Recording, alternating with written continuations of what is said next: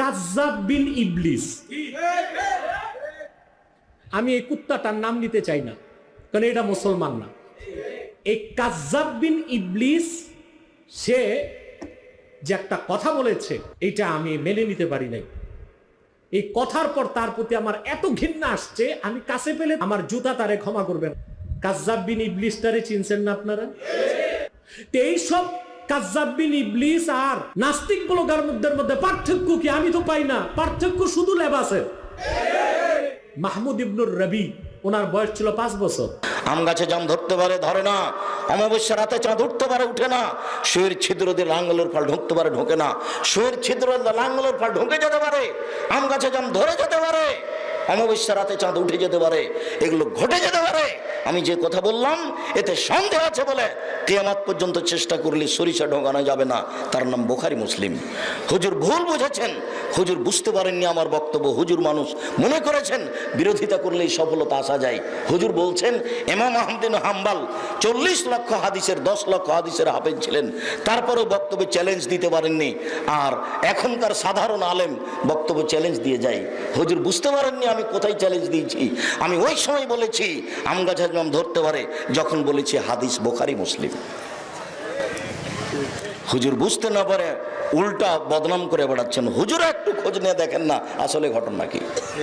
আল্লাহে আল্লাহর কসম, আল্লাহে আল্লাহর কসম, আল্লাহে আল্লাহর কসম, 90 সাল থেকে নিয়ে এখন পর্যন্ত আমি জাতির সামনে কোনো অপ্রয়োজনীয় বাক্য বলিনি। কোনোদিন কোনো মাযহাবকে সামনে রেখে কথা বলিনি, কোনোদিন কোনো লোককে সামনে রেখে কথা বলিনি। 90 সাল থেকে নিয়ে এখন পর্যন্ত আমি কোনোদিন কেসা কাহিনী বলিনি। বক্তব্য তো সব আছেই, একটু টান দিলে দেখা যাবে যে আসলে আব্দুর রাজ্জাক সাহেবের কথার সাথে বাস্তবতার মিল কি, এখনই দেখতে পারেন। 90 সাল থেকে নিয়ে এখন পর্যন্ত আমি কোনোদিন কেসা কাহিনী বলিনি। 90 সালের আগে আমি কেসা কাহিনী বলতাম। আহমদ হোসেন মন্ডল জান্নাতপুর মাদ্রাসার পরিচালক, যখন আমি ওখানে শিক্ষক হিসাবে গেলাম 88 আগস্টের 20 তারিখ রোজ বুধবার বিকাল 3টা থেকে আমি শিক্ষক। উনি আমাকে বললেন এই মসজিদে খুতবা দেওয়া যাবে, তবে কোরআন হাদিসের অনুবাদ করে, যদি ব্যাখ্যা বিশ্লেষণ করা হয় তাহলে তাকে মিম্বার থেকে নামিয়ে দেব। আমার মাথায় একটা কাজ করলো, আচ্ছা ঠিক আছে কোরআন হাদিস মুখস্থ করেই বক্তব্য দেব। আপনার সামনে যদি 2-1 ঘন্টা বক্তব্য দিই আমি যে কোনো বিষয়ে, তাহলে আমাকে কোরআন হাদিসের অনুবাদ ছাড়া অন্য কোথাও যেতে হবে না, ইনশাল্লাহ আমি আশাবাদী।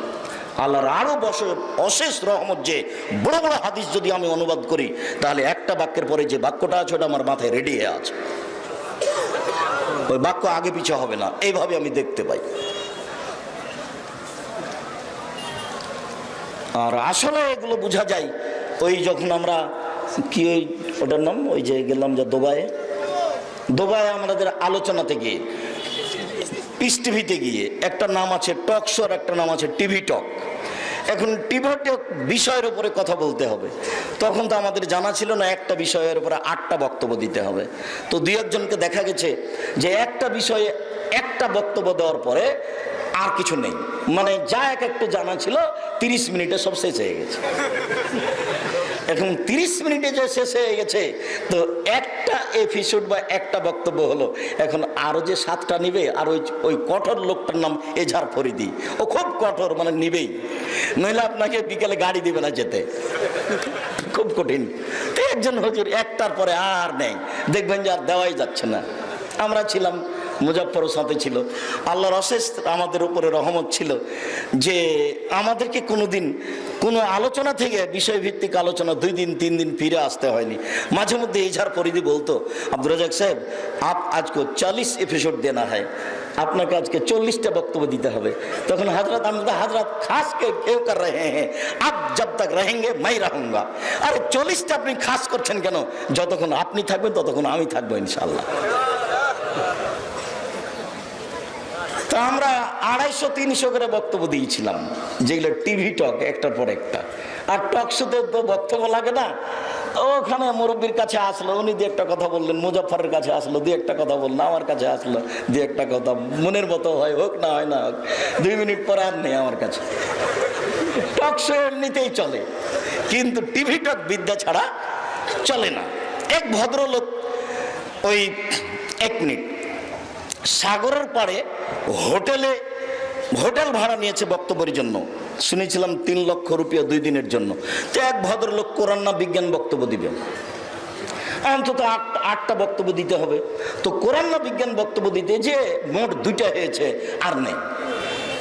এখন তো পরিচালক খুব গরম, একটা গোটা মেশিন কত টাকা ভাড়া, সারাদিন বসে থাকলো। আমাকে এখন বলছে যে আপনাকে রাত 12টা পর্যন্ত বক্তব্য দিতে হবে। আমি বলছি আপনার লোক যতক্ষণ চলবে আমি ততক্ষণ আছি ইনশাল্লাহ। তো আল্লাহে আল্লাহর কসম, আল্লাহে আল্লাহর কসম, আল্লাহে আল্লাহর কসম, জাতিকে ফাঁকি দিতে আসেনি। কোরআন হাদিসের বাইরে কথা বলা প্রয়োজন মনে করি না। সম্মানিত দিনী ভাই বোন, আবারও কথাটা স্মরণ করে দিয়ে আলোচনায় চলে আসি। আমার একটি কথা জানা থাকলে অন্যকে বলো। বনী ইসরায়েলের কাহিনী বলো, কোনো দোষ নেই। আমার নামে যদি কেউ কোনো কথা বলে, সেটা যদি আমার না হয়, তাহলে তার থাকার জায়গায় জাহান্নাম। তৃতীয় বাক্যটার সাথে আগের 2টা বাক্যের কোনো মিল হলো না। তৃতীয় বাক্যটা যদি এমন হতো যে আমার একটি কথা জানা থাকলে অন্যকে বলো, 1, 2 বনী ইসরায়েলের কাহিনী বলো, কোনো দোষ নেই, 3 তাহলে তোমরা জান্নাত পাবা, এইটা বাক্য হলো খুব মিল হতো। কিন্তু 3য় নম্বর বাক্যটা এমন নয়। 3য় নম্বর বাক্যটা আগের 2টা বাক্যকে উল্টে ধরেছে। আমার একটি কথা জানা থাকলে অন্যকে বলো, হ্যাঁ, কথা যদি আমার না হয় তাহলে আবার হুজুরের থাকার জায়গায় জাহান্নাম। জুব্বা যত বড়ই হোক, পাগড়ি যত বড়ই হোক, কোনো রেহাই নাই, কোনো মাফ হবে না। বিচারের মাঠে কারো জুব্বা দেখে বিচার হবে না, কারো পাগড়ি দেখে বিচার হবে না। বিচার হবে আল্লাহর ক্ষমতা দিয়ে, ফেরেশতার মাধ্যমে। কাজেই কারো বাঁচার কোনো পথ থাকবে না, সেইখানে কোনো সুযোগ থাকবে না, কেউ রেহাই পাবে না। অতএব সে যেন যেটুকু বলছে আল্লাহর হয়, আল্লাহ রসুলের হয়, বনী ইসরায়েলের কাহিনী বলছে সেটুকু যেন আল্লাহ রসুলের হয়, নইলে 3য় বাক্য তার বাঁচার পথ থাকবে না। সম্মানিত দিনী ভাই বোন, বলছিলাম আমরা আলোচনায় সলাৎ বলবো, নামাজ নয়। সলাৎ এমন একটি ইবাদত যার উপরে নির্ভর করে অন্যান্য ইবাদত। এক খিলে আমার দিকে চেয়ে থাকবেন, 19-20 হয় না যেন। আবু হুরায়রা রাদিয়াল্লাহু তাআলা আনহু বলেন, রাসূল সাল্লাল্লাহু আলাইহি সাল্লাম বলেছেন, আউয়ালু মা ইউহাসাবু বিহিল আবদু ইয়াউমুল কিয়ামাহ সালাহ। বিচারের মাঠে মানুষের প্রথম যেটা বিচার হবে সেটা সালাত। ফাইন সালাহাত সালাহাল্লাহু সায়রা আমালিহি। যদি সালাত কবুল হয়, সালাত যদি টিকে যায়, সব ইবাদত টিকে যাবে। আইন ফাসাদাত, সালাত যদি নষ্ট হয়ে যায়, সালাত যদি না থাকে, ফাসাদাত সায়রা আমালিহি, তাহলে সব আমল বাতিল বলে গণ্য হবে। এই ছেলে, আপনারা একটু সোচ্চার হবেন। আপনাদের বিরক্তির আগে আমরা আলোচনা শেষ করব। আমিও চাইনি এত দেরি করে আসতে, যেহেতু এসেছি আর আপনি দূর থেকে এসেছেন, কাজেই নিজেকে একটু কষ্ট হলেও ধৈর্যের পরিচয় দিবেন। আর আমি কোনো নির্বাচন করতে আসিনি, আপনার কাছে ভোট চাইতে আসিনি। আবারও আপনাকে সতর্ক করছি, আপনাকে আসতে বাধ্য করিনি। এসেছেন, কিছুক্ষণ থেমে থাকবেন, কোনো প্রয়োজন দেখাবেন না আমাকে, দয়া করে। আর এখন আপনি দোকানে চা খেয়ে সময় কাটিয়ে আমাকে দেখাবেন না যে আপনার নীতিগতি। আপনাকে আমি মানুষই মনে করি না। আপনি এসেছেন কেন? এখন আপনি চা খাবেন কেন? আপনি ওখানে আছেন দাঁড়িয়ে, এখন আপনি ওটা আমাকে কি দেখাতে চাচ্ছেন? আমি তো আপনার জন্য এসেছি। আপনি ওখানে দাঁড়িয়ে আছেন কেন? কোন শরমে? কেন থাকবেন আপনি? কিছুক্ষণের পরে আমি আলোচনা শেষ করে দেবো, তখন যাবেন। দেশও মায়েরা খাননি, দুনিয়া মায়েরা খাননি। আর জিলাপি আজকেই কিনতে হবে কেন? এই ভিতরে নোংরা নীতি কেন? হাট বাজার কি মেরে খেয়েছেন? সকালে কিনবেন বা যাওয়ার সময়তে কিনবেন। আমরা তো সারা রাত বসে রাখি না, আর সারা রাত আমরা বক্তব্য দিই না। সম্মানিত দিনী ভাই বোন, ফকিরকে 10টা টাকা দিয়েছেন, এর একটা নেকি আছে। ইবাদতের জগতে সবচেয়ে শক্তিশালী পাওয়ারফুল ক্ষমতাধর ইবাদত হলো দান। দানের চেয়ে কোনো শক্তিশালী ইবাদত পৃথিবীতে নেই। তবে সিয়াম দিয়ে আল্লাহকে যত সন্তুষ্ট করা যায়, অন্য কোনো ইবাদত দিয়ে আল্লাহকে তত সন্তুষ্ট করা যায় না। অবশ্য সালাত দিয়ে আল্লাহকে যত ডাকা যায়, আর কোনো ইবাদত দিয়ে আল্লাহকে তত ডাকা যায় না। ইবাদতের জগতে সালাত দিয়ে আল্লাহকে সবচেয়ে বেশি ডাকা যায়। অন্য কোনো ইবাদত দিয়ে আল্লাহকে তত ডাকা যায় না। তবে ইবাদতের জগতে সবচেয়ে পাওয়ারফুল, শক্তিশালী, ক্ষমতাধর ইবাদত হচ্ছে দান। আপনি আপনার বাপের নামে দান করলেন, কবরের শাস্তি বন্ধ হয়ে গেল। এ কথা আমি বলিনি, এ কথা মুহাম্মদ সাল্লাল্লাহু আলাইহি ওয়াসাল্লাম বলেছে। আপনি গোপনে দান করলেন, আল্লাহর যে একটা রাগ আপনার উপরে ছিল, আল্লাহ আপনাকে জাহান্নামে দিবেন, রাগটা মিটে গেল, রাগটা শেষ। এই কথা আমি বলিনি, এই কথা মুহাম্মদ সাল্লাল্লাহু আলাইহি ওয়াসাল্লাম বলেছেন। তিনি বলেছেন, ইন্না সাদকাতা তুতফিল খাতিয়াতা কামা ইতফিল মাউন নারা, নিশ্চয় দান মানুষের পাপকে মিটিয়ে দেয়, পানি যেভাবে আগুনকে নিভিয়ে দেয়। এই কথা মুহাম্মদ সাল্লাল্লাহু আলাইহি ওয়াসাল্লাম বলেছেন। আপনি 5 টাকা দান করলেন, এর একটা নেকি আছে। যদি এখন সালাত না থাকে, নামাজ না থাকে, তাহলে এত বড় পাওয়ারফুল ক্ষমতাধর নেকিটা থাকবে না, ওটা কেটে যাবে। আশ্চর্য ইবাদত সালাত। ইবাদতের জগতে এক ব্যতিক্রম, ভিন্ন ধরনের, বিরল, আশ্চর্য, অভিনব ধরনের ইবাদত হলো সালাত। কারোর সাথে মিলি নেই, কোনো অবস্থাতে মানুষকে ছাড় দেয় না। হজ একটা ফরজ ইবাদত, কিন্তু মানুষকে ছাড় দেয়। আমি অসুস্থ, টাকা আপনাকে দিলাম, আপনি হজ করলেন, হজ আমার হয়ে গেল, এমন ছাড় সালাতে দেয় না। আমি অসুস্থ, রোজা আপনি থাকলেন আমার বাড়িতে, খেলেন থাকলেন, রোজা সেম আমার হয়ে গেল, সেম ছাড় দেয়। কিন্তু সালাত এক আশ্চর্য ইবাদত, যা মানুষকে ছাড় দেয় না। সম্মানিত দিনী ভাই বোন, আপনাকে বলছিলাম সালাত এমন একটি ইবাদত যার উপরে নির্ভর করে অন্যান্য ইবাদত। আনাস রাদিয়াল্লাহু তাআলা আনহু বলেন, রাসূল সাল্লাল্লাহু আলাইহি সাল্লাম বলেছেন, আস-সালাতু সালাসাতু আসলাসিন, সালাত 3 ভাগে বিভক্ত। আর তাহুরু সুলুসুন, ওযু হলো 3 ভাগের 1 ভাগ। আর রুকু সুলুসুন, রুকু হলো 3 ভাগের 1 ভাগ। আর সুজুদু সুলুসুন, সিজদা হলো 3 ভাগের 1 ভাগ। ফামান আদাহা বিহাক্কিহা, কেউ যদি এইগুলো ঠিক ঠিক আদায় করে, কুবিলাত মিনহু সালাতুহু, তাহলে তার সালাত কবুল করা হবে।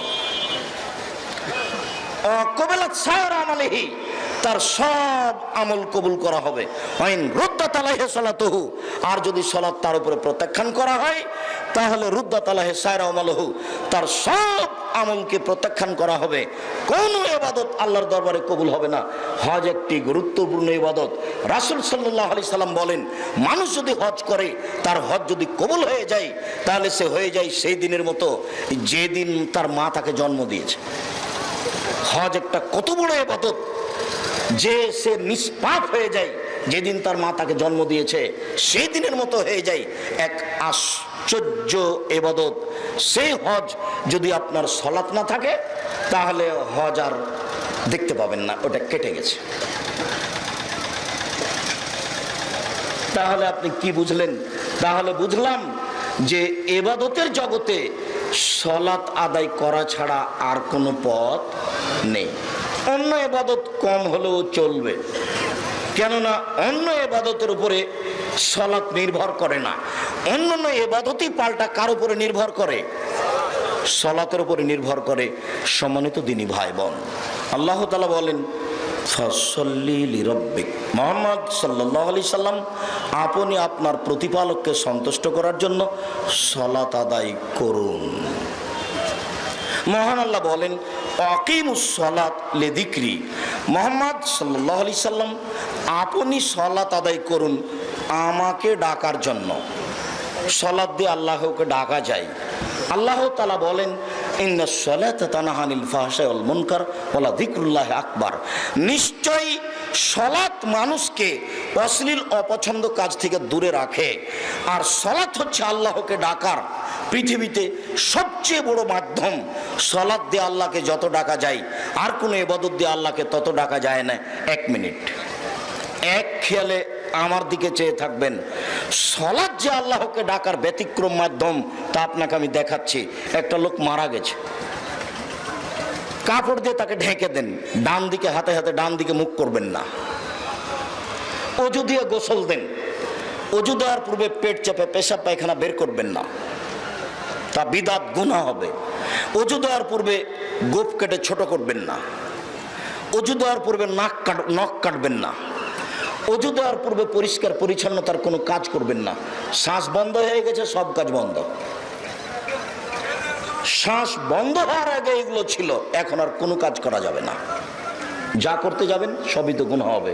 উপস্থিত বৈঠকের মুসলিম বোন, আপনাকে বলছি, আপনি তো মাঝে মধ্যে মহিলাদের গোসল দেন, এদিকে গল্প করছেন নাকি? আপনাকে বলছি, আপনি একজন মুসলিম মহিলা, আপনি মহিলাদের গোসল দিয়ে থাকেন, আপনাকে খবরদার আপনি গোসল দেওয়ার সময় উঠানো বসানোর কাজটি করবেন না। পেট চেপে পেশাব পায়খানা বের করবেন না, নখ কাটবেন না, আপনি পরিষ্কার পরিচ্ছন্নতার কোনো কাজ করবেন না। আপনি অজু দিয়ে গোসল দেবেন, বাস। অজু দিয়ে গোসল দিয়ে 3টা কাপড়ের উপরে রেখে দিবেন। কাপড় 3টা ছোট বড় হোক, সমান হোক, তাতে আসে যায় না। 5 কাপড় মহিলাদের দিতে হবে না। 5 কাপড় মহিলাদের এ হাদিস ঠিক নয়। আবু দাউদ বর্ণিত হাদিস, এ হাদিস জয়ীফ, অতএব আমলযোগ্য নয়। 5 কাপড় মহিলার দিতে হবে না। মহিলা পুরুষ সবাই সমান। 3 কাপড়ে তাকে আপনি কাফন দিবেন। কাফনের উপরে রেখে দিয়ে ডান দিকের কাপড়টা বামে তুলে দিয়ে, বাম দিকের কাপড়টা ডানে তুলে দিয়ে জানাজা নিয়ে চলেন। জানাজা শুরু হওয়ার পূর্বে কোনো বক্তব্য চলবে না। চেয়ারম্যান, মেম্বার, এমপি, মন্ত্রীর, কোন দলীয় নেতা কারোর বক্তব্য চলবে না। এতটুক যে জানাজা সালাত শুরু হওয়ার পূর্বে লেনদেন যদি কারো ঋণ থেকে থাকে তাহলে সেটা পরিশোধ করা হোক, কেননা ঋণ থাকলে জানাজা হবে না। আপনাকে আমি বলেছি চকলেটের ব্যবস্থা করিয়েন, তাহলে ঋণ নিতে হবে না। কলার ব্যবস্থা করিয়েন, ঋণ নিতে হবে না। আপনি কোটি কোটি টাকা ব্যাংকে উঠিয়ে কলিকাতায় হিরোইন কিনে ঢাকায় বিক্রি করেছেন, ঋণ নিয়ে, লোন নিয়ে। আপনি বিষয়টি অত সাধারণ মনে করেছেন। বিষয়টি অত সাধারণ নয়। রাসূল সাল্লাল্লাহু আলাইহি সাল্লাম 23 বছর জীবনে যখনই তিনি সালাত আদায় করেছেন, সালাম ফেরার পূর্বে তিনি ঋণ থেকে বাঁচতে চেয়েছেন, তখনই তিনি বলেছেন, আল্লাহুম্মা ইন্নী আউযু বিকা মিন আযাবি জাহান্নাম, হে আল্লাহ, আমি তোমার কাছে জাহান্নামের শাস্তি থেকে বাঁচতে চাই। আউযু বিকা মিন আযাবিল কবর, আমি তোমার কাছে কবরের শাস্তি থেকে বাঁচতে চাই। আউযু বিকা মিন ফিতনাতিল মাসিহ দাজ্জাল, তোমার কাছে আমি দাজ্জালের ফিতনা থেকে বাঁচতে চাই। আউযু বিকা মিন ফিতনাতিল মাহি ওয়াল মামাত, তোমার কাছে বাঁচতে চাই ইহকালের বিপদ, তোমার কাছে বাঁচতে চাই পরকালের বিপদ, তোমার কাছে বাঁচতে চাই ইহকালের ফিতনা, তোমার কাছে বাঁচতে চাই পরকালের ফিতনা হতে। আউযু বিকা মিনাল মাসামি ওয়াল মাগরাম, তোমার কাছে বাঁচতে চাই বড় পাপ হতে, তোমার কাছে বাঁচতে চাই ঋণ কর্য হতে, তোমার কাছে বাঁচতে চাই বড় পাপ হতে, তোমার কাছে বাঁচতে চাই ঋণ কর্য হতে। রাসূল সাল্লাল্লাহু আলাইহি সাল্লাম দিন রাত ঋণ কর্য থেকে বাঁচার জন্য আল্লাহর কাছে প্রার্থনা করতেন। আর আপনি কোটি টাকা ঋণ তুলে বেটির জন্য 350 টাকা দিয়ে আইসক্রিম কিনেছেন, এটা জবাব দিতে হবে না? ধর্ম কি পাগল পেয়েছেন? আর বউ তো আপনার দুনিয়ার, আপনার ও তো ফোড়, ও তো কিছুই বুঝেন। হস্তিনী, সংসার কিভাবে করতে হবে তার তো জানা নাই। যে অন্যায়ভাবে আপনি ঋণ নিয়ে এত টাকার ব্যবসা করছেন, কোনোদিন আপনাকে বললো না যে আপনি ঋণ নিয়ে ব্যবসা করিয়েন না, আমি গ্রামের মেয়ে, লবণ ভাতে খুশি, অল্প পয়সা উপার্জন করবেন, সেটাই খেয়ে জীবন কাটাবো, সেটাও সে বুঝলো না। শুনুন, জানাজা, আল্লাহু আকবার, শানা নেই।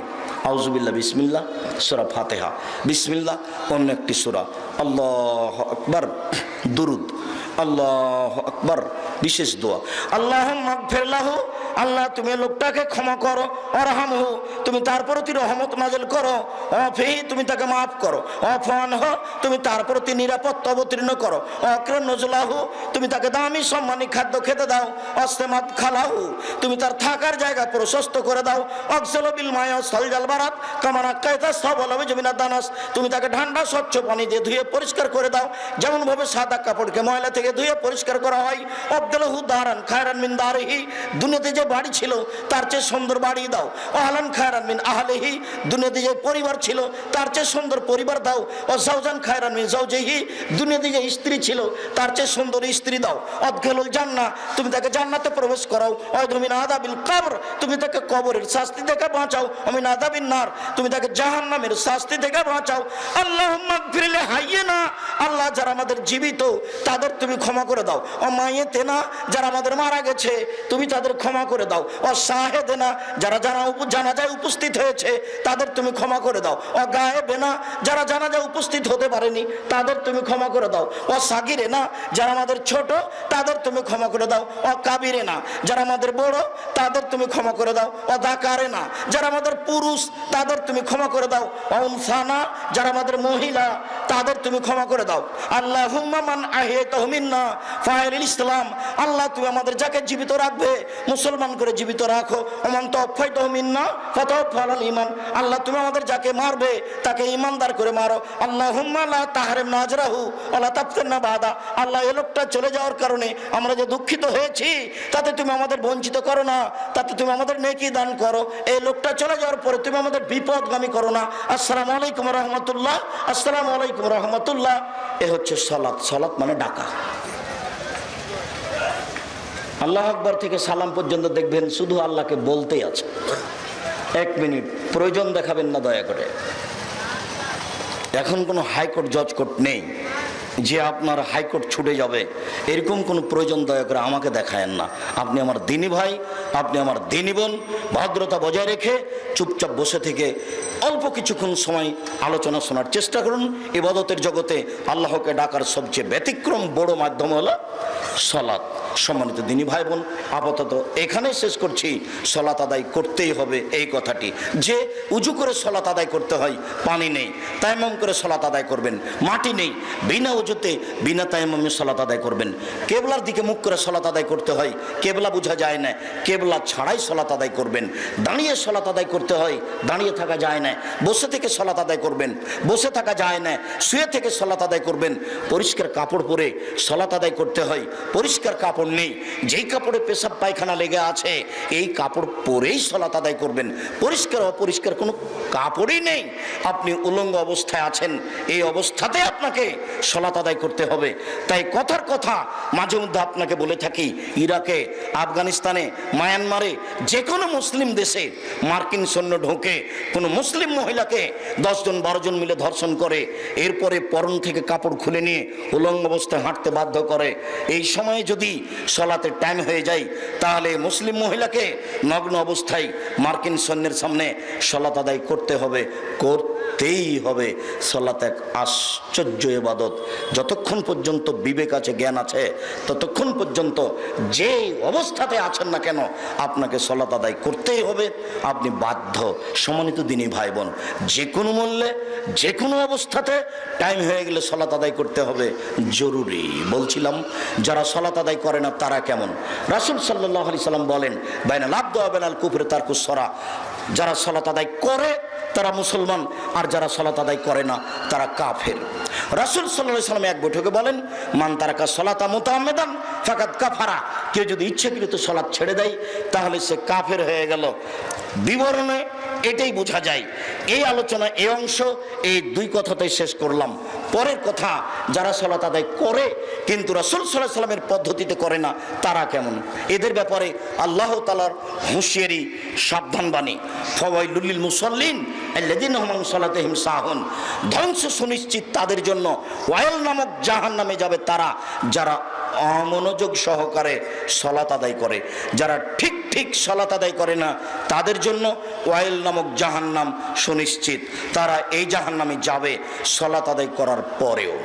রাসূল সাল্লাল্লাহু আলাইহি সাল্লাম বললেন, সবচেয়ে খারাপ চোর, নিকৃষ্ট চোর যে তার সালাত চুরি করে। সাহাবীগণ বললেন, কাইফা সালাত আদায় করো, তুমি সালাত আদায় করনি। লোকটি আবার 2 রাকাত সালাত আদায় করে আল্লাহ রাসূলকে সালাম দিল। রাসূল সাল্লাল্লাহু আলাইহি সাল্লাম বললেন, তুমি সালাত আদায় করো, তুমি সালাত আদায় করনি। লোকটি আবার 2 রাকাত সালাত আদায় করে আল্লাহ রাসূলকে সালাম দিল। রাসূল সাল্লাল্লাহু আলাইহি সাল্লাম বললেন, তুমি সালাত আদায় করো, তুমি সালাত আদায় করনি। তখন লোকটি বলছে, আল্লিমনি কাইফা উসাল্লি, কিভাবে সালাত আদায় করতে হবে সেটা আপনি আমাকে দেখিয়ে দেন, আমি তো এর চেয়ে ভালো করে সালাত আদায় করা জানি না। তখন রাসূল সাল্লাল্লাহু আলাইহি সাল্লাম তাকে বলে দিলেন রুকু সিজদার কথাটি। সম্মানিত দিনী ভাই বোন, আপনাকে এই অংশে যেটা বলতে চেয়েছি সেটা হলো এই, রাসূল সাল্লাল্লাহু আলাইহি সাল্লাম তাকে বললেন না যে তোমার সালাত হয়েছে তবে খুব একটা ভালো হয়নি। তিনি সরাসরি নাকচ করে দিলেন যে তোমার সালাত হয়নি। অথচ সাহাবী নগদ 3 বার সালাত আদায় করলেন। আরো কথা, আবু সাঈদ খুদরি, আলী, শোনো, পূর্ব দিক থেকে কতগুলি লোক বের হবে, তারা কোরআন মাজিদ পড়বে, কিন্তু কোরআন মাজিদের সারমর্ম তাদের কণ্ঠনালীর নিচে যাবে না, তারা এত বেশি সালাত আদায় করবে, তোমাদের সালাত তাদের কাছে কিছুই না। শোনো, তারা এত বেশি সিয়াম পালন করবে, তোমাদের সিয়াম তাদের কাছে কিছুই না। তারা এত তাসবিহ তাহলিল জিকির আজকার করবে যে তোমাদের জিকির আজকার তাদের কাছে কিছুই না। আবু সাইদ খুদরি, শোনো, তোমরা যদি তাদের পাও তাহলে তাদের হত্যা করো, এমন ভাবে হত্যা করবে আদ সামুদকে যেভাবে ধ্বংস করে দেওয়া হয়েছে, ধূলিসাৎ করে দেওয়া হয়েছে, আদ সামুদকে যেভাবে পৃথিবী থেকে একবারে সমূলে নষ্ট করা হয়েছে, এইভাবে তুমি তাদেরকে হত্যা করো। যারা হত্যা করতে পারবে বিচারের মাঠে তারাই সবচেয়ে বেশি নেকি পাবে। সম্মানিত দিনী ভাই বোন, এক একটু খেয়াল করেন, আমি আপনাকে বলতে পারছি না এই নামাজি সে নামাজি, তবে রাসূল সাল্লাল্লাহু আলাইহি ওয়াসাল্লাম বলেছেন এক শ্রেণীর নামাজিকে হত্যা করতে হবে। হাদিস বুখারী মুসলিম। এক শ্রেণীর সালাত আদায়কারীকে রাসূল সাল্লাল্লাহু আলাইহি ওয়াসাল্লাম হত্যা করতে বললেন, এই কথা ঠিক। যদিও আপনাকে আমি বলতে পারছি না এই দল সেই দল, যদিও আব্দুর রব খুলনা সেই কালে বলে গেছেন এই দল টঙ্গীর দল। আব্দুর রব খুলনা রাহিমাহুল্লাহ এভাবে তিনি খোলা মাঠে ঘোষণা দিয়ে গেছেন। কিন্তু আমরা আপনাকে ওইভাবে না বললেও আপনাকে বলতে চাচ্ছি এটা জরুরিভাবে, বিশ্বস্তভাবে, সহিহ হাদিস দিয়ে, যে এক শ্রেণীর মানুষকে সালাত আদায়কারীকে রাসূল সাল্লাল্লাহু আলাইহি ওয়াসাল্লাম কি বলেছেন? হত্যা করতে বলেছেন। কিভাবে সালাত আদায় করবেন? এক খেলে আমার দিকে চেয়ে থাকুন, আমি বাস্তব সালাত আদায়ের পদ্ধতি দেখাতে যাচ্ছি। রাসূল সাল্লাল্লাহু আলাইহি ওয়াসাল্লাম বললেন, সাল্লু কামা রাআইতুমুনি উসাল্লি। পৃথিবীর মানুষ, তোমরা সালাত আদায় করো যেভাবে আমাকে সালাত আদায় করতে দেখছো।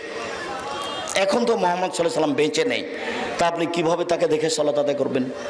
তিনি দুনিয়া থেকে চলে গেছেন, বলে গেছেন যে আমি কোরআন মাজিদ রেখে গেলাম, আমার হাদিস রেখে গেলাম, এই দুটো যতদিন শক্তভাবে ধরে থাকবে ততদিন ভুল পথে যাবে না। তাহলে আপনাকে এখন সহিহ হাদিস দেখেই সালাত ঠিক করতে হবে। সহিহ হাদিসের ব্যাপারে আপনাকে আমরা রিয়াজুস সালেহিন পড়তে বলি, সহিহ হাদিসের ব্যাপারে আপনাদেরকে আমরা বুখারী মুসলিম গ্রন্থ পড়তে বলি। এক খেয়ালে আমার দিকে চেয়ে থাকুন, আমি আপনাকে সালাত দেখাচ্ছি। আল্লাহু আকবার। আল্লাহু আকবার বলার সময় দুই পায়ের মাঝে ফাঁকা থাকবে, শরীরের ভারসাম্য বজায় রেখে যতটুকু ফাঁকা রাখা লাগে। পরে বুবু নামাজে যখন দাঁড়াবা বুবু, তখন দুই পায়ের গোড়ালিকে জমা রাখিও বুবু। যদি দুই পায়ের গোড়ালি জমা না রাখো বুবু, তাহলে লজ্জা স্থানের যোগাযোগ বুবু মাটির সাথে হবে, মাটি অভিশাপ করবে। বুবুর সব কথাই নাকি বুখারীতে আছে। আমরা একবার দিনাজপুরে গেছিলাম প্রোগ্রামে, তো এক হেডমাস্টার, স্কুলের হেডমাস্টারের বাসাতে আছে। তো হেডমাস্টার আমাকে বলছেন, আব্দুর রাজ্জাক সাহেব, আমার বিছনা থেকে ওই যে ঘরের বাইরে যে জুতা স্যান্ডেল আছে এই পর্যন্ত যে চট বিছানো আছে, কেন চট বিছানো আছে তা কি বলতে পারেন? তা আমি বলছি তা তো বলতে পারি না। তখন আমাকে বলছে, স্ত্রী মিলনের পরে সরাসরি পাটা যদি মাটির ওপরে পড়ে যায় তাহলে মাটি অভিশাপ করবে। তো এই পাটা যেন মাটির ওপরে না পড়ে সেই জন্য চট বিছানা থেকে নিয়ে ওই দরজার স্যান্ডেল পর্যন্ত রেখেছি। তাহলে বিছানা থেকে নেমে পাটা কিসের উপরে পড়বে? চটের উপরে। চট থেকে নেমে ও পা কোথায় রাখবে? স্যান্ডেলের উপরে, যেন মাটিতে না লাগে। একজন হেডমাস্টারের কথা, যার জন্য আপনাকে আমি বলে থাকি মাঝে মধ্যে যে 16 ডিসেম্বরে হেডমাস্টার চেয়ারে বসে আছেন, তার মেয়ে মাস্টার ডিগ্রি পাস নাচছে, বাপে দেখছে যে মেয়ে কেমন নাচতে পারে। এই হেডমাস্টারও যদি শিক্ষিত মানুষ হন তাহলে মূর্খ মানুষকে, এনাকেও যদি শিক্ষিত বলতে হয় তাহলে অশিক্ষিত মানুষকে। এখানে একটা বই পাওয়া যায়, জানি না আজকে আছে কিনা, বইয়ের নাম হলো শিক্ষা বনাম জাহেলিয়াত। 1 থেকে নিয়ে 10ম শ্রেণী পর্যন্ত লেখককে নাকচ করা হয়েছে, এরা লেখক নয়, লেখকের যোগ্যতাই রাখে না। লেখক কিভাবে হতে হয় সেটাই তার জানা নাই। কলম ধরেছে বেটা, কুকুর টেলিফোন করছে সিরিগালকে। দেশে কি মানুষ আর নেই? কুকুরকে দিয়ে আর সিরিগালকে দিয়ে আপনাকে বই লিখতে হয়? মাথাতে কি একটু ঘেলু নেই? সবই কি গোবর? ওভাবে বই লিখলেন কেন? পড়ে দেখেন আপনি, শিক্ষা বনাম জাহেলিয়াত। লেখককে নাকচ করা হয়েছে, লেখক নয়। ও কিসের লেখক? ছোট ছেলের বাচ্চাকে, ছোট বাচ্চাকে শিখাচ্ছে, মাথায় কিরে আমের ঝাঁকা, খাস নে কেন, দাঁতে পোকা, বিলাস নে কেন, ওরে বাবা। তার মানে ওকে কৃপণ বানাচ্ছে লেখক। লেখককে লিখতে হতো এখানে যে নেন নেন খামচা ভরে নেন। লেখক নিজে জানে না লেখক কাকে বলে, কি লিখবে। খুঁজে এখানে না পেলে জামিয়া সালাফিয়া ডাঙ্গিপাড়া যাবেন, শিক্ষা বনাম জাহেলের বইটা খুঁজতে, আপনার জন্য লেখা হয়েছে, শুধু আপনার জন্যই। এই লেখককে পুনরায় তোবা করে ফিরে আসতে হবে। কুকুর কি করে টেলিফোন করে সিরিগালকে, এটা হয় কি করে? পুরো আলোচনাটা ওইভাবে বই লেখা আছে শুরু থেকে নিয়ে শেষ পর্যন্ত। একটা আলোচনা তার উপযুক্ত নয় কিভাবে উনি লেখক হলেন। সম্মানিত দিনী ভাই বোন শুনুন, বাগমারার একটা লোক আমাদের নওদাপাড়াতে শিক্ষক ছিলেন। উনি বলছেন যে আব্দুর রাজাক সাহেব, স্বামী স্ত্রী মিলনের পরে স্ত্রী গোসল করে আসছে আর স্বামী গোসল করতে যাচ্ছে, তো যদি গায়ের সাথে গাও লেগে যায় তাহলে গোসল বাতিল। আমি বাগমারার কথা বলছি, মোহনপুরের কথা বলতে পারছি না। আপনাদের এই গ্রামের নাম কি? মোহাম্মদপুরের কথা বলতে পারছি না। সূর্য ডুবার সাথে সাথে দেশ ট্রাভেলস গাড়িতে আলো জ্বলে উঠলো। আমি বললাম, এই সুপারভাইজার শোনো বেটা এইদিকে। জি। আলো জ্বাললা কেন? বলে মালিকের হুকুম। একটু পরে জ্বালো। সূর্য ডুবার সাথে সাথে গাড়িতে আলো দিতে হবে, মালিক বলেছে। সূর্য ডুবার সাথে সাথে বাড়িতে আলো জ্বালায় হিন্দু। কথা আমার বুঝতে পারেননি মনে হয়। দেশ ট্রাভেলস গাড়িতে আমি আছি, তো সূর্য ডুবার সাথে সাথে কি করেছে, ওই সুপারভাইজার গাড়িতে আলো দিয়ে গোটা গাড়িটা আলো হয়ে গেছে। আমি তো ধরে নিয়েছি ঘটনা এই আছে। শোনো এদিকে, আলো দিলে কেন? মালিকের হুকুম। শাহ মকদুম রহমতুল্লাহের পবিত্র ভূমি থেকে গাড়ি ছুটছে, ওর বাপের জমি, কিসের পবিত্র ভূমি তার? সেখানে বলা আছে যে অমুক এ আকাশ সে আকাশ তো তোমার বাপের আকাশ। তুমি কি জানো কোনো সময় যতবার ঠাকুর বলছে ওমা তোমার আকাশ, ততবারও কালিমাকে বলছে। 14 বার তোমাকে পড়তে হবে বেটা, তোমার শিক্ষককে পড়তে হবে বেটা, তোর জাতিকে পড়তে হবে। তোর জাতি কিছু বুঝে না, ধর্মকর্ম বুঝে না। শুনুন দিনী ভাই বোন, আপনাকে আবারও বলছি, যতবার ঠাকুরের কথা বলেছে ততবারও কালিমাকে বলেছে। আর আপনার ছেলে পবিত্র মুখে ওই কথা বলছে, কি দিয়ে বুঝে আপনাকে জাতিকে? আমরা শুনেছি যে বন্যা চলেছে বিপদ সীমার উপর দিয়ে, ঝড় বৃষ্টি চলেছে বিপদ সীমার উপর দিয়ে। আরে না না, ভারত বাংলাদেশ পাকিস্তানে বাংলাদেশের মাটিতে শিরক চলেছে বিপদ সীমার উপর দিয়ে। জাতি যখন বিপদে, ঠাকুর তখন বিলাতে। ঠাকুর বলছে যে ঢাকায় বিশ্ববিদ্যালয় খুলবে বেটারা বাংলা অক্ষর চিনে না, তারা আবার বিশ্ববিদ্যালয়। ঠাকুর তোমাকে বলছে তুমি নাকি অক্ষরই চেন না, তো বিশ্ববিদ্যালয় করতে যাও কি করে? ঠাকুরের কথা এটা। জাতি যখন বিপদে, ঠাকুর তখন বিলাতে। ঠাকুরের কথা তো কেউ জানে না। বঙ্কিমচন্দ্র একটা বই লেখে, রাজ সিংহ আওরঙ্গজেবের গোটা পরিবারকে জেনাকার বলে সাব্যস্ত করেছে। বইয়ে নাম হলো রাজ সিংহ। তুমি কোনোদিন দেখেছো? জাতি যখন বিপদে, ঠাকুর তখন বিলাতে। এরপরেও ঠাকুরের কথা আপনার কাছে আছে, আপনি কোনোদিন বিবেচনা করেননি। ঠাকুরের কথাটি কেমন?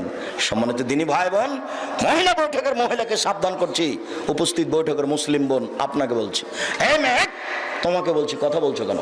তোমার একটু শরম হয় না? তোমার মাথায় কাপড় নেই কেন? তোমার বাপ তোমাকে সহ্য করতে পারে, আমরা সহ্য করি না। আমি মুসলিম চিররণবীর, মরণকে করি না ভয়। মরলে শহীদ, বাঁচলে গাজী, আমার উভয় সমান।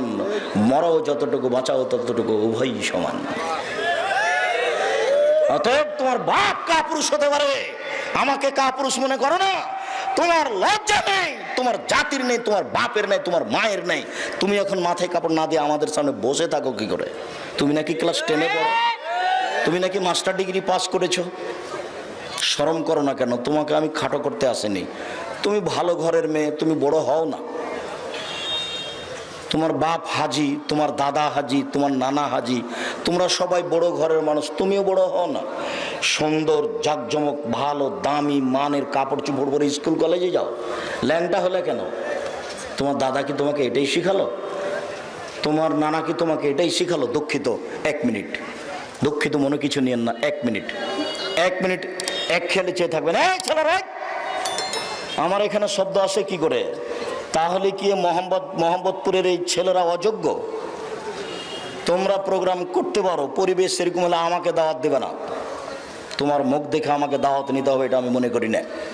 পুরো পরিবেশ তোমাকে কন্ট্রোল করতে হবে, পিপিলিকা যেন না লড়ে। আমি তোমার কাছে ভোট চাইতে আসিনি, অতএব তুমি ওই খেয়াল করো না যে আব্দুর রাজ্জাক সাহেবকে ডাকলেই কি আর না ডাকলেই কি। পরিবেশ কন্ট্রোল করার জন্য অন্তত 50টা ছেলে রাখো এখানে, যারা মুখ বন্ধ করে পরিবেশ কন্ট্রোল করবে। 1 মিনিট।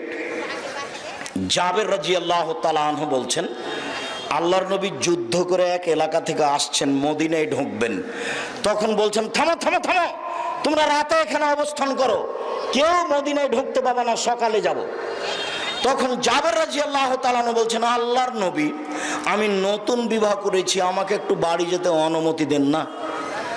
তখন রাসূল সাল্লাল্লাহু আলাইহি সাল্লাম কথা এদিকে বলতে লাগলেন, ও তুমি নতুন বিবাহ করেছো, বিকরান আম সাইয়্যিব, কুমারী মেয়ে বিবাহ করেছো না তালাক প্রাপ্তা মেয়ে বিবাহ করেছো?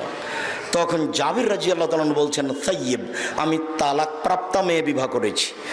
তখন রাসূল সাল্লাল্লাহু আলাইহি সাল্লাম বলছেন, হাল্লা বিকরান তুলাইবকা, তুমি কুমারী মেয়ে কেন বিবাহ করলে না? তুমি তার সাথে খেলতে, ও তোমার সাথে খেলতো।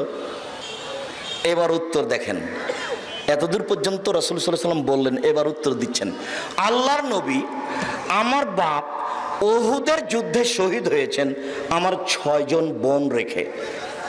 আমার 6 জন বোন আছে, আমার বাপ 6টি মেয়ে রেখে শহীদ হয়ে গেছেন। আমি আমার বোনদের বয়সের মেয়েকে বিবাহ করতে চাইনি। আমার বোনেরা যে বয়সের, সেই বয়সের একটা মেয়েকে বিবাহ করব, এটা আমি চাইনি। আমি এমন একটা মেয়েকে বিবাহ করতে চেয়েছি যারা পারবে, 1 তোয়াদ্দবহন না, আমার বোনদেরকে শিষ্টাচার দিতে পারে, 2 তোয়াল্লেমহন না, আমার বোনদেরকে শিক্ষা দিতে পারে, 3 তুরাজ্জলহন না, আমার বোনদের মাথার চুল ঠিকঠাক করে দিতে পারে, আঁচড়ে দিতে পারে। সৌদি আরবের মাটিতে জন্মের 7 দিনের দিন মেয়ের মাথার চুল কাটা যায়, পরে আর কোনো দিন কাটা যাবে না। তাদের কাছে মেয়েদের মাথার চুল কাটা হারাম 7 দিনের পরে। বুঝা গেল না কথা?